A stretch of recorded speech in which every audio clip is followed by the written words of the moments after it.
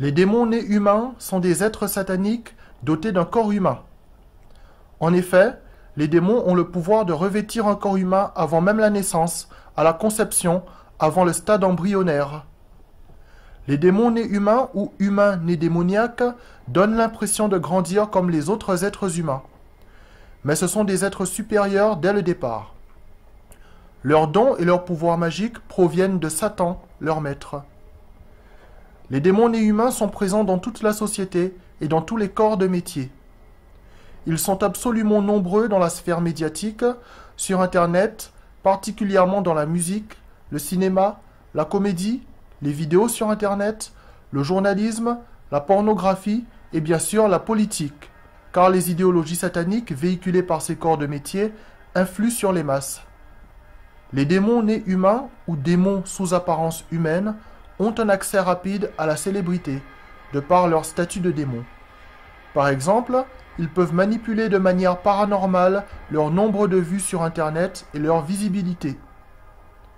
Les démons nés humains sont reconnaissables par ce qu'ils mettent en avant, et ce qu'ils mettent en avant est systématiquement contraire à la parole de Dieu.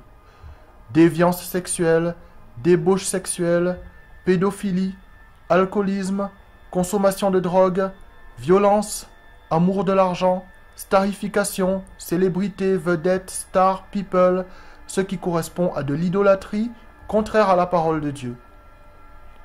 Les humains qui pratiquent ces choses et qui ne se repentent pas iront en enfer, et c'est principalement l'objectif des démons nés humains, amener avec eux les âmes humaines en enfer, sachant que leur sort est scellé.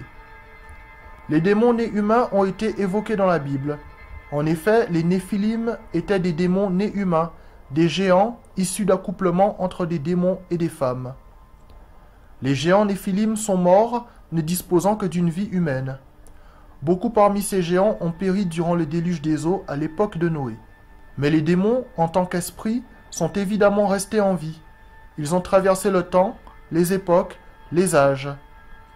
Beaucoup de figures historiques importantes sont des démons nés humains. Ce sont des démons qui ont revêtu des corps humains tout au long de l'histoire. Les démons nés humains ou humains nés démoniaques sont actuellement très nombreux dans notre société. Leur talent inimitable en musique, par exemple, est dû à leur statut de démon. C'est pourquoi ils créent des complexes et des frustrations chez les êtres humains normaux qui n'arrivent pas à atteindre leur niveau, leur talent, leurs connaissances. Ces démons nés humains sont, par exemple, des chanteuses avec une voix saisissante, des chanteurs qui font sensation, des musiciens impressionnants, des musiciennes de génie, qui pour réussir passent tous par un culte satanique comme la sodomie. Ils en font d'ailleurs la promotion. D'autres cultes sataniques sont pratiqués par les démons nés humains, tels que les sacrifices humains, les viols sur enfants, les rituels sataniques, le spiritisme, la sorcellerie. Dans le monde du spectacle, dans la politique, dans l'industrie musicale, dans le jazz par exemple, l'humiliation sodomite est répandue. Il s'agit d'un des cultes obligatoires rendus à Satan.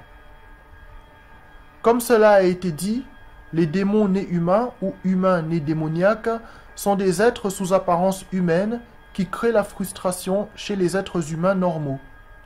En effet, étant dotés de talents et de connaissances supérieures à celles des humains normaux, ils obtiennent de ces derniers une vénération et un culte de la personnalité, dans les médias, sur Internet et lorsqu'ils sont sur scène. L'existence de ces démons nés humains est dévoilée sur Internet. Certains leur donnent le nom de reptiliens, de clones, d'extraterrestres ou d'aliens.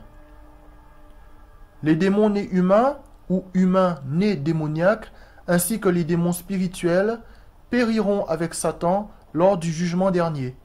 Ils seront jetés en enfer avec les âmes humaines qui les ont suivis. Ce qui sauvera des âmes, ce qui mènera des âmes humaines au paradis éternellement, c'est la repentance en Jésus, la foi, les œuvres de foi, ainsi que la proclamation du royaume de Dieu à venir.